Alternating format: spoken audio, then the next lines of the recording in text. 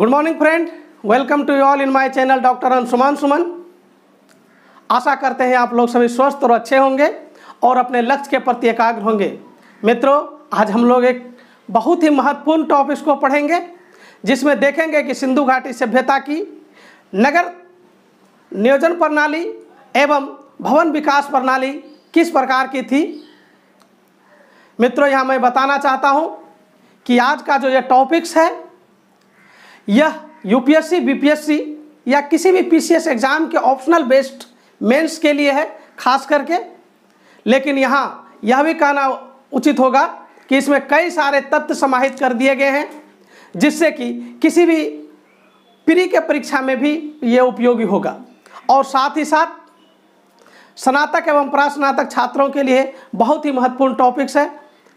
चलिए, और जब हम इतना बात किए हैं जिस पर एक छोटी सी बात और करेंगे कि आज जिस प्रकार से पीएससी के पब्लिक सर्विस कमीशन के प्रश्नों के जो व्यवहार में परिवर्तन हुआ है, जिस प्रकार से इसके ट्रेंड में परिवर्तन हुआ है, तो इन सारे इस प्रकार के प्रश्न ही ज़्यादा पूछे जाते हैं और लेकिन इसको ट्विस्ट करके पूछे जाते हैं, तो उस पर हम भी थोड़ा चर्चा करेंगे।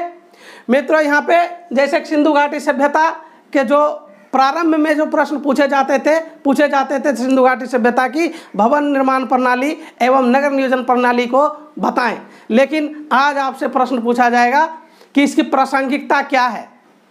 तो प्रासंगिकता को समझने के लिए इसके लिए आपको विशिष्ट अवधारणा अपने आप में उत्पन्न करना पड़ेगा, समझना पड़ेगा कि जो चीज़ सिंधु घाटी सभ्यता में चल रहा था क्या आज भी हमारे समाज में, हमारी प्रणाली में विद्यमान है, और अगर वो है तो वही उसकी प्रासंगिकता है और वही उसकी सारगर्भिता है। तो इस चीज़ को समझना पड़ेगा, क्योंकि प्रश्न की जो ट्रेंड है, जो उसका चलन है, उसमें जब परिवर्तन आएगा तो आपको उसको बेहतर ढंग से समझना पड़ेगा और तब जाकर आपके उत्तर में उस चीज़ को समाहित करना पड़ेगा। ठीक है मित्रों, तो हम उस पर बीच बीच में डिस्कस भी करेंगे कि कैसे ये प्रासंगिक है और क्या इसमें विशेष था। बहुत ही आसान भाषा में क्रमबद्ध तरीके से आज हम इस पूरी चैप्टर को, मतलब इस चैप्टर में जो सब्जेक्ट है नगर निर्माण प्रणाली एवं भवन विकास के बारे में बात करेंगे। तो चलिए हम देखते हैं कि सबसे पहले जो है सिंधु घाटी सभ्यता की जो नगर नियोजन या भवन निर्माण प्रणाली है, उसकी जो मुख्य विशेषता है उसको एक बार हम देख लेते हैं। उसमें हम लोग देखेंगे, देखिए यहाँ जो नगर बसे हुए थे सिंधु सभ्यता में नगर, जैसे मोहनजोदड़ो, हड़प्पा, चंदहूड़ो, कालीबंगा, सूरकोटड़ा इत्यादि, ये जो नगर थे वो नज़दीक सटे हुए नहीं थे, दूर दूर थे, ये फैले हुए थे। जैसे अभी एक हिसाब से देखिए तो बम्बई है, हैदराबाद, कोलकाता, दिल्ली, ये जिस प्रकार से है, तो यही है। आप देखिए, आप कनेक्ट करिए कि ये प्रासंगिकता कि जो बड़े नगर होंगे तो वो दूर दूर होंगे, वो वहाँ पे साबित कर रहा था। ठीक है, और नगर जो थे नदी के तट पर थे। मित्रों, आज भी आप देखेंगे, आप जोड़िए आंसर को और समझिए कि जो आपकी प्रासंगिकता के बात किया है तो यही सब यहाँ से जोड़ना पड़ेगा कि आज भी यह देखा जाता है कि बड़े नगरों का जो उद्भव होता है, विकास होता है, नदियों के किनारे ही होता है, क्योंकि नदी एक ऐसी व्यवस्था है जहाँ से उसको यातायात का साधन, पानी का, जल का साधन, उद्योग के लिए ये काफ़ी उपयोगी होता है। तो उस समय भी आप देखिए कि सिंधु घाटी सभ्यता में जो बड़े नगर थे वो नदियों के किनारे थे। ठीक है, जैसे कि मोहनजोदड़ो सिंधु नदी के किनारे, हड़प्पा रावी नदी के किनारे, लोथल भोगवा नदी के किनारे। तो उससे क्या हुआ कि वहाँ विकास के लिए, नगरों के विकास के लिए नदी आवश्यक है और नदी के तट पर उस समय भी था, आज भी यही चीज़ देखा जाता है। इससे इसकी प्रासंगिकता स्पष्ट होता है। तो अब देखिए, देखते जाइए, मज़ा आएगा। और जब इस टॉपिक्स को पढ़ें तो मन में बैठा लीजिए कि हम टॉपिक्स में हमसे जो प्रश्न पूछा गया है भवन निर्माण प्रणाली और नगर विकास, तो आज के डेट में कोई नगर ले लीजिए, अपने अगल बगल का जो आपका शहर है उस नगर के बारे में सोचिए, उसमें क्या क्या रहता है और किस किस चीज़ में विकास होता है, अभी सोचिए। और सिंधु घाटी सभ्यता वाली बात को सोचिए, उसको टैली करिए, तो आपको समझ में आएगा कि हाँ, ये चीज़ वहाँ था और यहाँ था, वहाँ भी इतना अच्छा था और अभी भी ऐसा हो रहा है। तो यही इसकी प्रासंगिकता है। तो दो चीज़ देख लिए। तीसरा देखिए कि इसकी सबसे बड़ी विशेषता था कि सिंधु घाटी सभ्यता के जितने नगर थे, कोमोबेश बड़े नगर, वहाँ पे जो ईंट का प्रयोग हुआ था सभी जगह एक ही पैमाना का ईंट प्रयोग हुआ था, जिसका रेशियो था 4:2:1। ये प्री में भी क्वेश्चन पूछा गया है और पूछते हैं, बहुत सारे प्री में ऐसे क्वेश्चन पूछे जाएंगे, इसका माप। ठीक है, तो एक ही प्रकार का ईंट का प्रयोग हुआ है। अच्छा, ये सबसे बड़ी बात आप देख लीजिए कि उस समय जो नगर निर्माण होता था या भवन निर्माण की जो बातें होता था सिंधु सभ्यता में, वहाँ ये बात पर ड्यान दिया जाता था कि उपयोगी ज़्यादा सिद्ध हो, न कि सुंदर ज़्यादा हो, यानी कि उसकी ड्यूरेबिलिटी पर they are much focused to the durability than the beauty. तो ड्यूरेबिलिटी पर ज़्यादा ये फोकस किया था, उपयोगिता पर, सुंदरता पर नहीं। ठीक है, और इसीलिए आज भी देखिए तो जो लोग अच्छे सामान की ख्वाहिश करते हैं तो वो देखते हैं कि इसकी उपयोगिता क्या है, इन फ्यूचर में क्या होगा। तो इससे साफ पता चलता है कि वे लोग जो थे अपने नगर विकास में या भवन निर्माण प्रणाली में बहुत ही सतर्क थे। ठीक है, और जितने भी वहाँ पे प्रबंध हुआ है काफ़ी वो योजनाबद्ध तरीके से हुआ है। आज भी मित्रों, अगर चाहे किसी भी शहर का नाम लीजिए भारत में, चाहे चंडीगढ़ या इंदौर इत्यादि जो शहर बने योजनाबद्ध तरीके से, तो वो अगर विशेष है आज, क्योंकि वो योजनाबद्ध है, तो आज भी चूँकि ये बात बहुत ही प्रासंगिक है कि कोई काम अगर योजनाबद्ध तरीके से होगा तो इसका जो प्रभाव होगा चिरकाल तक होगा। ठीक है, चलिए अब एक एक करके देखेंगे। अभी तो हम इसका मेन टॉपिक्स को देखें कि मुख्य विशेषता क्या था, अब एक एक करके विशेषता देखेंगे। जैसे योजनाबद्ध नगर थे कि नगर जो थे वो जो थे योजनाबद्ध था, यानी शहर योजनाबद्ध था। कैसे था, तो साधारणतः जितने भी बड़े शहर थे हड़प्पा सभ्यता में वो दो भागों में बटा रहता था, पूर्वी भाग, पश्चिमी भाग। मित्रों, पश्चिमी भाग ऊंचा जगह पर कच्ची ईंट का चबूतरा पर पश्चिमी भाग बनाया जाता था और पश्चिमी भाग को गढ़ी कहा जाता था। और आप समझ लीजिए जब गढ़ी था, गढ़ी मतलब होता है दुर्ग अर्थात किला, तो किला पर कौन लोग रहेंगे, शासक वर्ग लोग रहेंगे। और जो है नीचे का जो एरिया था वो साधारण लोगों के लिए था। ठीक है, जो पूर्वी एरिया था। तो ये हम बात को डिफाइन किए कि जो दो प्रकार के थे, छोटा नगर, बड़ा नगर। छोटा नगर जिसमें जो गढ़ी था, दुर्ग था, यानी पिछला हिस्सा था चबूतरा पर बना हुआ, और ये जो है यहाँ पे साधारण लोग रहते थे, यहाँ पे शासक वर्ग लोग रहते थे। तो इससे पता चलता था कि जो सामाजिक हायरार्की क्या है और सामाजिक जो है कि कौन उच्च वर्ग के लोग हैं, निम्न वर्ग के लोग हैं, उसके घर इत्यादि से ही पता चल जाता था। इतना योजनाबद्ध तरीके से वहाँ पे घर बना हुआ था। ठीक है, अच्छा, ये जो नगर बनते थे नगर, तो ये जो नगर का जो पिछला हिस्सा था हम जो बता रहे हैं पश्चिमी हिस्सा, वो दुर्ग था, यानी वहाँ शासक वर्ग लोग रहते थे, धनिक वर्ग लोग रहते होंगे, बड़े व्यापारी लोग रहते होंगे। वो जो है वो किले के द्वारा घेरा हुआ रहता था सुरक्षा के दृष्टिकोण से। वहाँ पे दो महत्वपूर्ण सुरक्षा की बात होता था, एक तो बाढ़ की बात होता था। ठीक है, एक बाढ़ का बात होता था, अगर बाढ़ आएगा तो बचेगा और आक्रमण होगा तो बात बचेगा। तो आज भी आप लोग देखेंगे कि सामाजिक हायरार्की में जो बड़े लोग अपना घर बनाते हैं, चारों तरफ बाउंड्री आप देखेंगे। ठीक है, जो कोई सुरक्षा के दृष्टिकोण से होता है। और अभी भी आप देखिएगा कि जहाँ पे भी जो धनिक वर्ग है या उस प्रकार का जो वर्ग है जो कि जिसका दबदबा समाज में रहता है, वो ऊंचे स्थान को चुनता है ताकि बाढ़ इत्यादि से वो बचे रहें। तो ये सारगर्भिता मतलब, और ये जो प्रासंगिकता जो है ये स्पष्ट करता है आज भी। तो आप यहाँ नगर विकास से, नगर योजना से आज भी जो लोग करते हैं वो उस समय होता था, ये उसकी यही प्रासंगिकता है। इसी प्रकार को आपको आंसर में जोड़ना पड़ेगा, लिखना पड़ेगा कि आज जिस व्यवस्था को हम पालन करते हैं, आज जिस व्यवस्था से हम लोग चल रहे हैं, वही ठीक व्यवस्था हम सिंधु घाटी सभ्यता में देखते हैं जो इसकी सारगर्भिता को या प्रासंगिकता को पुष्टि करता है। तो इस प्रकार के आप प्रश्नों को जब उत्तर देने में समाहित करेंगे तो बहुत ही शानदार आंसर होगा। ठीक है, चलिए तो घेराबंदी देख लिए, दुर्गों का घेराबंदी होता था। इसमें एक अपवाद है कि धौलावीरा और लोथल, इसका अपवाद है कि यहाँ पे क्या होता, सभी बड़े नगरों में दुर्गों का सिर्फ घेराबंदी होता था। धौलावीरा और लोथल में पूरे निचला शहर और ऊपरली शहर, मतलब गढ़ी और जो साधारण शहर, दोनों ही घेराबंदी में रहता था। ठीक है, तो ये बात समझ में आ गया। तो दो स्तरीय अगर आपको एग्जाम्पल चाहिए कि कहाँ कहाँ इस प्रकार से मिला है, तो लगभग हर बड़े शहर में मिला है। हड़प्पा, मोहनजोदड़ो, कालीमंगा, लोथल, धौलावीरा, सुरकोतरा, हर जगह इस प्रकार का योजनाबद्ध तरीके से नगर मिला है। तो आप समझ गए होंगे कि क्या खासियत था इसका। देखिए मित्रों, अभी भी बड़े बड़े शहरों में आप देखेंगे कि बड़े बड़े शहरों में धनाढ्य लोग, व्यापारी वर्ग के लोग, उच्च वर्ग के लोग का जो आलीशान घर होता है और मजदूरों का घर अभी भी छोटा छोटा होता है। इसका प्रमाण जो है सिंधु घाटी सभ्यता में मिला। जैसे कि मजदूर का आवास मिला, मोहनजोदड़ो में 16 भवनों का मजदूर का आवास मिला। उसी प्रकार से हड़प्पा में 15 छोटे छोटे भवनों का, जिसको कि विद्वानों ने माना कि ये जो है श्रमिक आवास था। चंदहूड़ों में इस प्रकार का भी आवास मिला। और श्रमिक आवास क्यों वह कहा गया इसको? ये इसलिए कहा गया कि इसका जो एरिया था, रूम जो था, छोटा छोटा था। और ये सारे जो शहर थे औद्योगिक शहर थे। बड़े लोग तो गढ़ी इत्यादि में रहते थे, लेकिन ये मजदूर लोग को चूँकि उद्योगों के बगल में ये सब महसूस किया गया कि उद्योगों के बगल में ये सब घर था। बड़े नगरों के मुहाने पर या किला के जो दुर्ग थे, दुर्ग के गेट के सामने में जब ये सब घर का मिलना, यह स्पष्ट करता है कि इसमें मजदूर लोग रहता था। तो इस प्रकार से आप देख सकते हैं कि आज भी जिस प्रकार से मजदूरों इत्यादि के लिए जो घर बनता है, आज भी आप देखेंगे कहीं पे भी तो आपको मिलेगा कि उसका एरिया छोटा होता है और उसमें कम एमिनिटीज होते हैं, कम सुविधाएं होती है। उस प्रकार का ही यहाँ पे भी मिला है, जो कि प्रासंगिकता को स्पष्ट करता है। ठीक है मित्रों, चलिए यहाँ देख लिए। अब देखते हैं कि सबसे महत्वपूर्ण चीज़ नगर के लिए क्या होता है।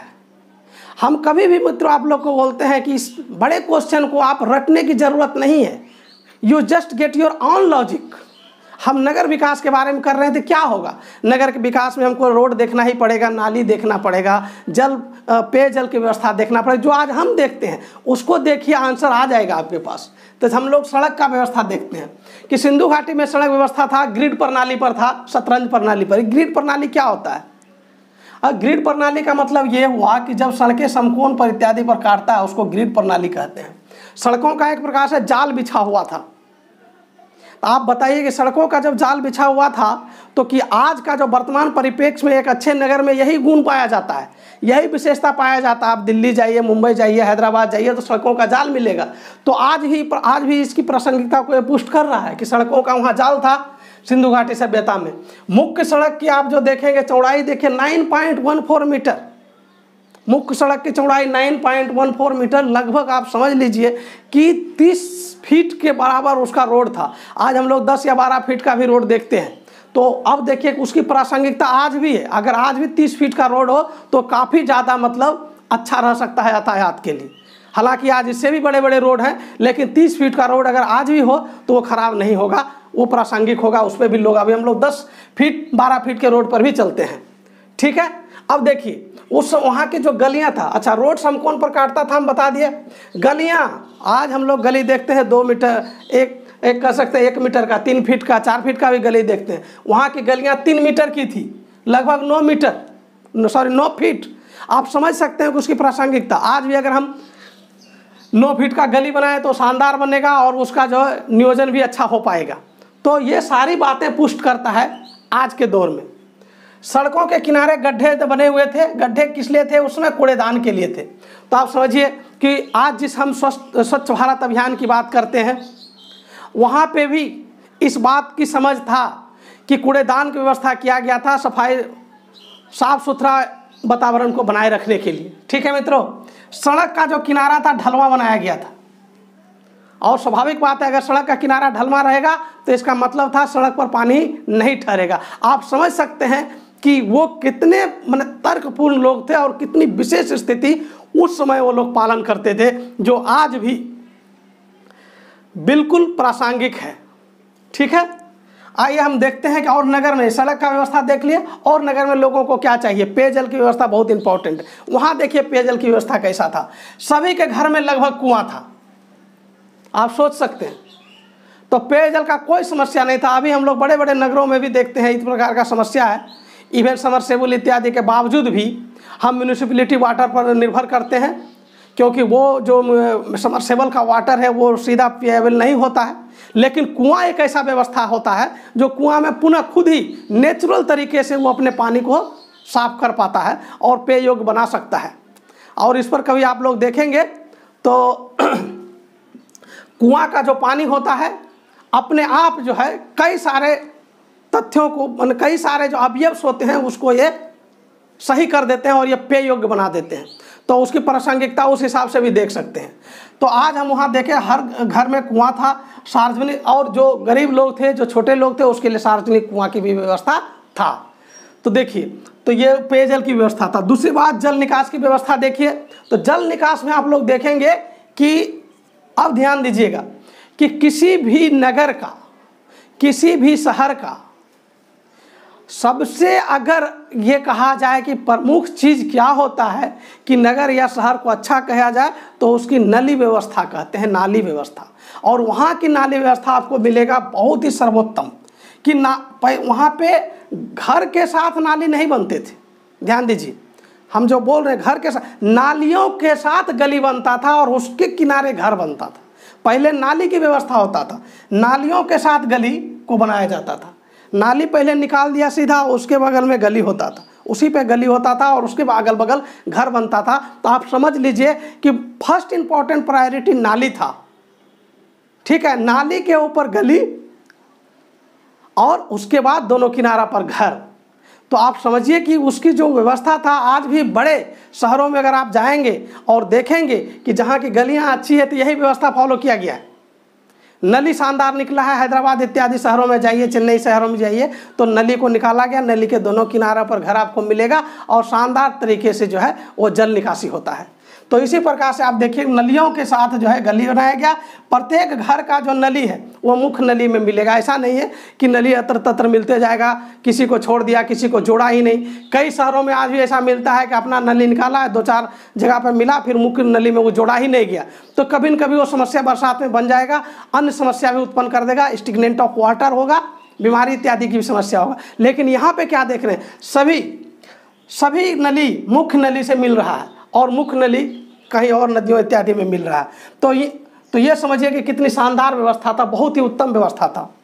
और नली ईंट पत्थर इत्यादि से ढक दिया जाता था, खुला नहीं रहता था, जो कि स्वास्थ्य संबंधी समस्या को भी उत्पन्न नहीं करता था और एक प्रकार से कहें स्वच्छता को भी प्रायोरिटी देता था। तो आप समझ रहे होंगे। और सफाई हेतु बीच बीच में अभी भी देखते हैं नलियों के बीच में जो आपको खोदने के लिए जगह छोड़ दिया जाता है, आप लोग देखे होंगे। उस प्रकार से वहाँ बीच बीच में गड्ढे कर दिए जाते थे कि अगर कभी नली स्ट्रक हो जाएगा, फंस जाएगा, तो उसको सफाई के लिए व्यवस्था वहाँ से मिलेगा। तो आप समझिए कि जो उस समय सिंधु घाटी सभ्यता के लोग पालन कर रहे थे नली जैसी व्यवस्था के लिए, आज वो अक्षरशः पालन होता है। ये इसकी प्रासंगिकता को पुष्ट करता है। समझ रहे हैं मित्रों, मज़ा आ रहा होगा कि प्रासंगिकता जैसे प्रश्नों को अगर प्रासंगिकता के हिसाब से पूछा जाएगा तो हमको करना क्या है, उस समय की व्यवस्था और आज की व्यवस्था को जोड़ना है और जो उसमें साम्यता है उसको रखना है। ठीक है, चलिए अब देखेंगे यहाँ पे कि किस प्रकार का नगर व्यवस्था में भवन निर्माण प्रणाली में आखिर वह क्या चीज़ मिला है जिससे हम कहते हैं कि सिंधु घाटी सभ्यता का भवन निर्माण प्रणाली बहुत ही बेहतर था। तो उसको देखिए, विशाल स्नानागार मिला है। कहाँ पे? विशाल स्नानागार ऐसे सिर्फ मोहनजोदड़ो में नहीं, लगभग बड़े बड़े शहर जो भी वहाँ थे, हड़प्पा, लोथल इत्यादि में मिला है। लेकिन जिसकी चर्चा हम अभी कर रहे हैं वो मोहनजोदड़ो के विशाल स्नानागार के बारे में बात कर रहे हैं। विशाल स्नानागार मतलब सबसे विशाल, पूरे सभ्यता में सबसे विशाल इसका रहा। लेकिन ऐसे स्नानागार कई रहे हैं। आप ये नहीं समझें कि सिर्फ मोहनजोदड़ो में विशाल स्नानागार पाया गया था। स्नानागार हड़प्पा में भी पाया गया, लोथल में भी पाया गया, लेकिन उसमें सबसे ज़्यादा विशाल ये था, इसलिए इसकी चर्चा हम कर रहे हैं, मोहनजोदड़ो का विशाल स्नानागार। तो कहते हैं मोहनजोदड़ो का ये सर्वप्रमुख भवन था मोहनजोदड़ो का, जिसको ग्रेट बाथ भी कहते हैं। इसका डायमेंशन देखिए 12 मीटर एक स्नानागार। आज हम लोग स्नानागार 5x6 में भी रह लेते हैं। तो आप आज उस जो स्नानागार है उसको आज आप स्विमिंग पूल से कंपेयर कीजिए कि जो स्विमिंग पूल होता है वो स्विमिंग पूल से आप कंपेयर कर सकते हैं, उसकी प्रासंगिकता वहाँ छुपा हुआ। तो मोहनजोदड़ो का जो स्नानागार था 12 meter into 7 meter into 2.2 meter लगभग, मतलब 2 मीटर गहरा, 6 फीट और 7 मीटर चौड़ा और 12 मीटर लंबा, ये इसका डायमेंशन था। आप सोच सकते हैं उस समय लोग इस प्रकार का व्यवस्था को जानता था, समझता था और उसका यूज करता था, जो आज हम कन्वर्ट रूप में हम लोग देखते हैं स्विमिंग पूल। तो यही इसकी प्रासंगिकता को स्पष्ट करता है। आइए अभी भी आप देखते हैं स्विमिंग पूल इत्यादि में दोनों तरफ सीढ़ी लगा रहता था, वहाँ भी दोनों तरफ सीढ़ी लगा रहता था जल में चढ़ने और जल में उतरने के लिए। मित्रों, जो कोई भी स्विमिंग पूल में गए होंगे तो देखे होंगे कि दोनों तरफ जो है स्विमिंग पूल के दोनों तरफ सीढ़ी रहता है चढ़ने के लिए, उतरने के लिए। वहाँ भी चढ़ने और उतरने के लिए सीढ़ियाँ लगा हुआ था। और नीचे जो ज़मीन होता है, आज तो टाइल्स होता है, उस समय क्या था, पक्की फर्श बना हुआ था। तो वही बात है, प्रासंगिकता को पुष्ट कर रहा है। जल देखिए, कोई भी स्विमिंग पूल इस पर निर्भर करता है कि उसका जल जो है गंदा पानी जाए बाहर जाए और शुद्ध पानी मतलब ताज़ा पानी आए, वो व्यवस्था वहाँ पे था। बड़े कुएं से निकल करके मतलब इस स्नानागार में पानी आता था और निकास का उत्तम व्यवस्था था। इस स्विमिंग पूल के चारों तरफ 2 मंजिला भवन था, जिसमें एक प्रकार से कह सकते हैं आप लोग स्विमिंग पूल में जब जाते हैं तो वहाँ देखते हैं चेंजिंग इत्यादि का जगह रहता है, वहाँ रहते थे। यहाँ पे बात हुआ है कि यहाँ पे पुरोहित भी कुछ रहते थे और कभी कभी इस स्नानागार को ये धार्मिक स्थान के रूप में भी इंगित किया है कई विद्वानों ने।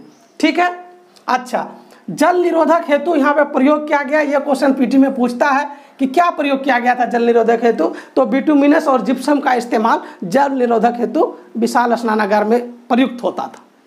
तो आप टेक्नोलॉजी को भी समझिए। चलिए अगर हम विशालागार को देख लिए, अन्नागार को देखते हैं।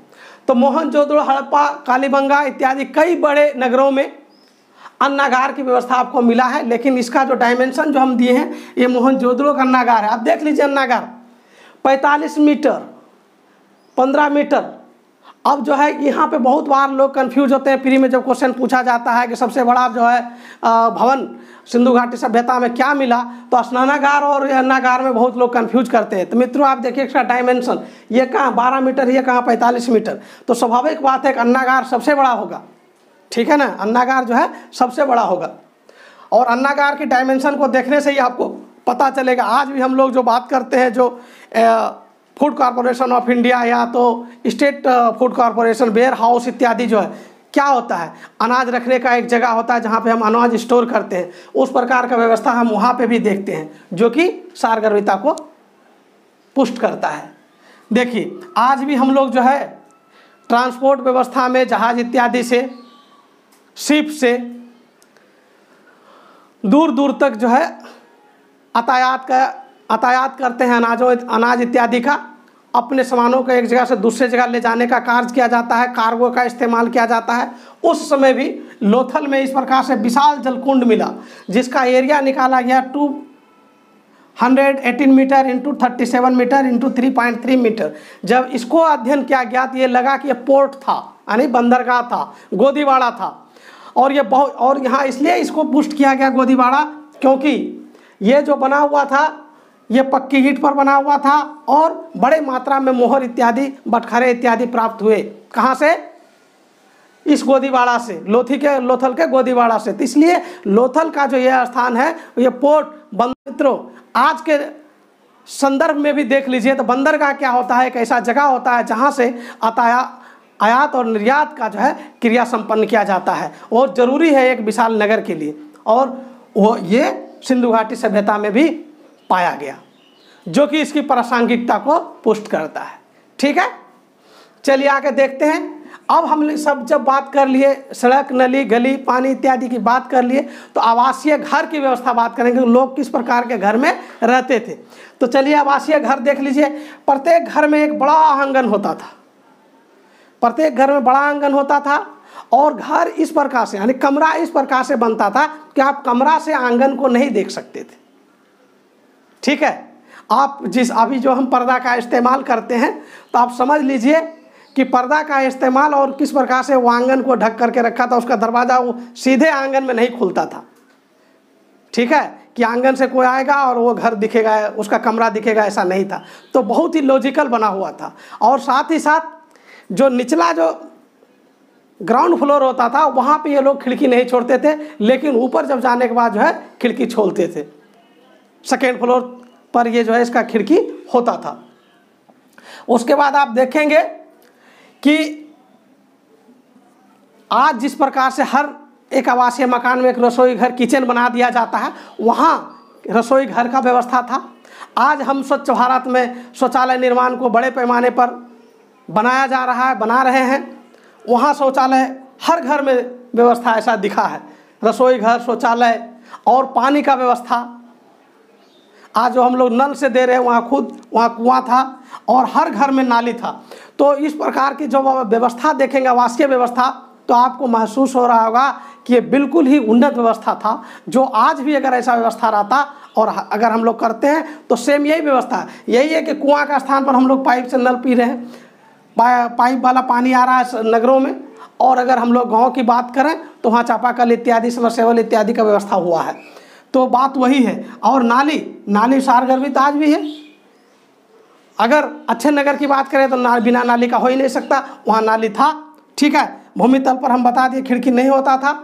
ईंट का प्रयोग लगभग एक ही तरह से हुआ है हर जगह, ठीक है। लेकिन धौलावीरा में आवासीय भवन बनाने में पत्थर का इस्तेमाल हुआ है। मित्रों, यहाँ पे मैं बता दूं कि जो ईंट का जो अगर यहाँ का व्यवस्था देखा जाए और अगर मिस्र इत्यादि मेसोपोटामिया से अगर इसका कंपेयर किया जाए तो जो इस सभ्यता का ईंट था उससे कई मामले में बेहतर था।